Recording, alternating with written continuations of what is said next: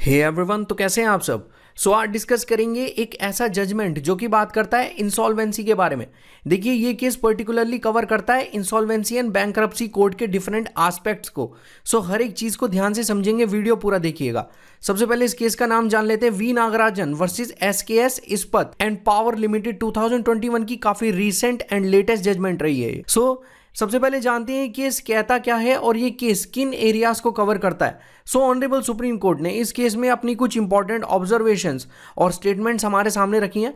Honourable supreme court particularly ये कहते हैं कि एक ऑर्डर के अगेंस्ट अपील फाइल करने को लेके एक लिमिटेशन पीरियड यहाँ पे मेंशन है, जो कि मेंशन है under section 61 of insolvency and bankruptcy code 2016 में।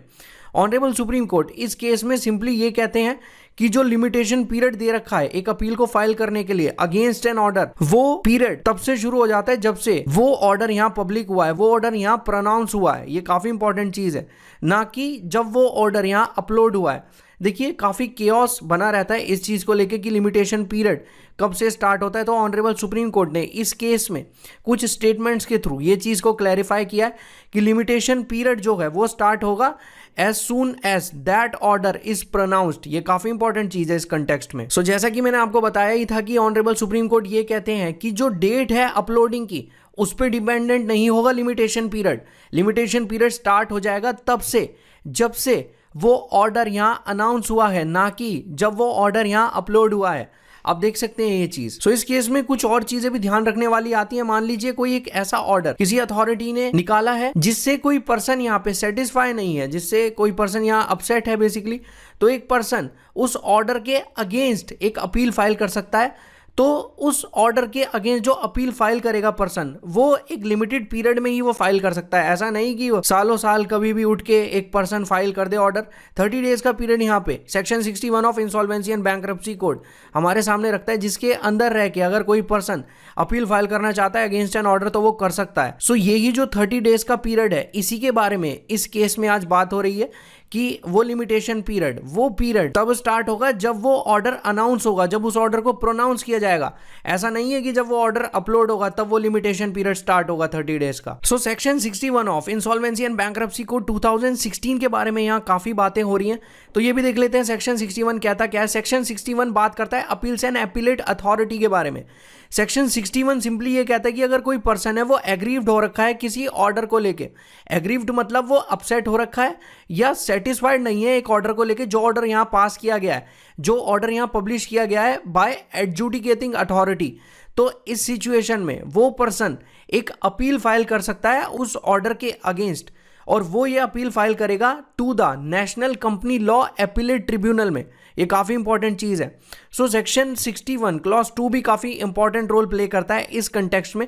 सेक्शन 61 क्लॉज 2 सिंपली ये कहता है कि जो भी अपील फाइल होंगी अंडर सेक्शन 61 क्लॉज 1, जैसा कि हमने डिस्कस किया था, तो वो अपील फाइल हो जानी चाहिए विद इन 30 डेज। देखिए, ये जो 30 डेज है यही लिमिटेशन पीरियड है, मतलब 30 डेज के अंदर अपील फाइल हो जानी चाहिए अगेंस्ट एन ऑर्डर, जो अपील्स यहां फाइल होंगी national Company Law Appellate Tribunal में। देखिए, जैसा कि मैंने आपको बताया था कि अगर कोई एक पर्टिकुलर पर्सन है वो किसी ऑर्डर को लेके यहां पे सेटिस्फाइड नहीं है, तो वो उस ऑर्डर के अगेंस्ट एक लिमिटेशन पीरियड में एक अपील फाइल कर सकता है। लेकिन एक ऐसी सिचुएशन भी आ सकती है अगर कोई पर्सन या कोई पार्टी एक एप्लीकेशन एक पर्टिकुलर ऑर्डर के अगेंस्ट फाइल करने में यहां पे अनेबल हो जाता है, तो उस सिचुएशन में वो ही पार्टी जो यहां अनेबल हो गई है वो कोर्ट्स में ये प्ली नहीं डाल सकती कि जो लिमिटेशन पीरियड है जिसमें यहां अपील फाइल हो जानी चाहिए थी, जो है 30 डेज का, उसे एक्सटेंड कर देना चाहिए।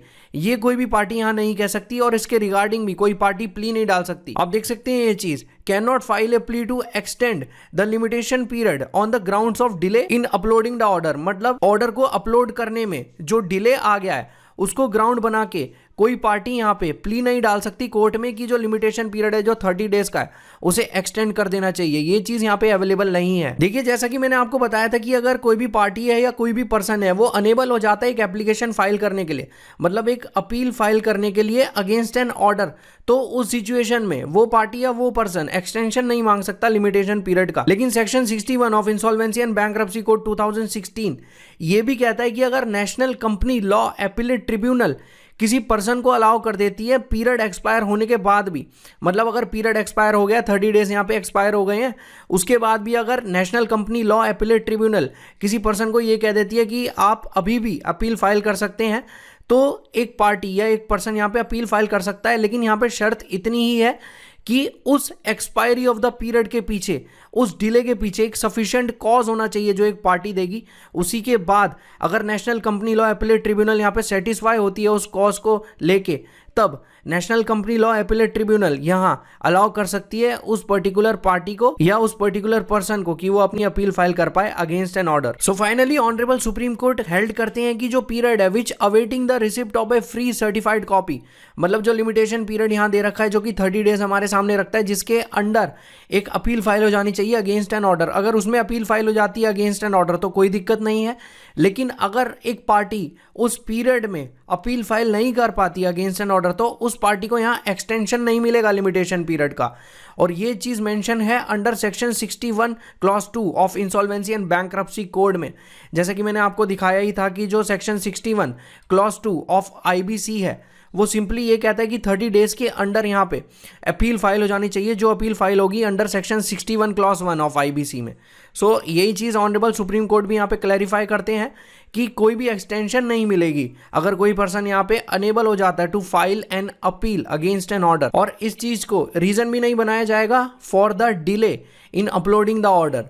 ये काफ़ी इंपॉर्टेंट चीज़ है। देखिए आज का ये जो केस था जो आज हमने डिस्कस किया है, ये भले ही छोटा केस था, लेकिन ये case insolvency and bankruptcy code के अंदर जो लिमिटेशन पीरियड है उसके स्कोप को हमारे सामने रखता है, और ये चीज़ बताता है कि जो लिमिटेशन पीरियड की बाउंड्रीज है उसके बारे में ऑनरेबल सुप्रीम कोर्ट ने क्या ऑब्जर्वेशन और स्टेटमेंट्स हमारे सामने रखी हैं। सो मुझे उम्मीद है आज की वीडियो आपको अच्छी लगी होगी। जिस इन्फॉर्मेशन को आप यहाँ गैदर करने आए होंगे वो आपको मिली होगी। Have a great day.